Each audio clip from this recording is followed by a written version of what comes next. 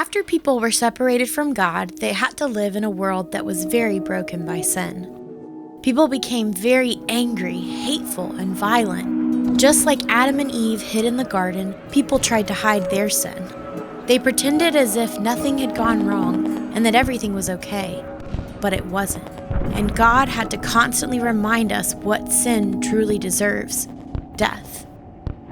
He showed us through sacrifice. Sacrifice means that somebody or something gives up what they have so another can be made right. In baseball, someone might hit a sacrifice fly ball knowing they will be out, but another runner will be able to make it home safely. In the Bible, sacrifice is a reminder that one day, one would come who would sacrifice himself so that we could be brought home to live with God, so that we would not be separated from Him forever. From the very beginning, God had to provide clothes of animal skin to Adam and Eve to cover them. An animal had to give up its life so that Adam and Eve could be covered. When the sons of Adam and Eve grew older, Abel gave a sacrifice that showed he truly understood what his sins deserved. Cain grew upset that Abel's sacrifice was accepted and his was not. Cain showed that he didn't understand the reminder of the sacrifice because his sin, which he should have remembered carried a great cost, overcame him, and he struck down his brother Abel in jealousy. Later, God would make sure Moses wrote down the books of the law about the sort of sacrifices that God required. This would be a constant example and reminder that their sin was a big deal and it required a bigger, much truer sacrifice. These sacrifices would not cleanse them from their sin.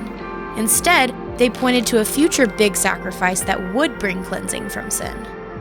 But before Moses was even born, and before he wrote down one word of the law, God gave a very clear picture of who would come and be that big sacrifice.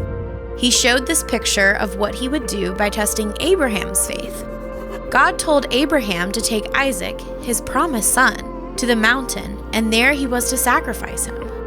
Abraham had faith that God would spare Isaac. He knew that whatever God had planned, they would return together from that mountain because he believed God's promise that he would make Isaac into a great nation. So Abraham and Isaac set off for the mountain. Isaac, a young man now, carried the wood. He had seen his father Abraham make sacrifices many times. He noticed there was wood to offer the sacrifice as a burnt offering to God, but something was missing. The lamb was missing. He asked Abraham where the lamb was they were to offer, and Abraham said something that was very, very true.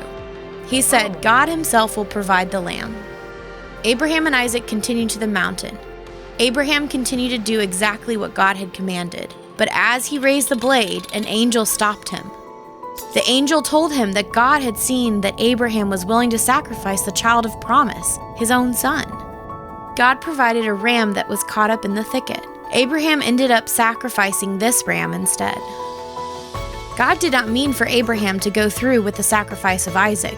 Instead, he wanted to paint a picture. Abraham would not sacrifice his child of promise, but God would. God would give his only begotten son, Jesus, to be sacrificed on our behalf. The king was coming to lay down his life. God did provide the lamb, and the lamb is Jesus. Many years later, King Jesus would come and lay down his life so that we would be restored to God. He laid down his life so that he could give us a new heart in exchange for our sin.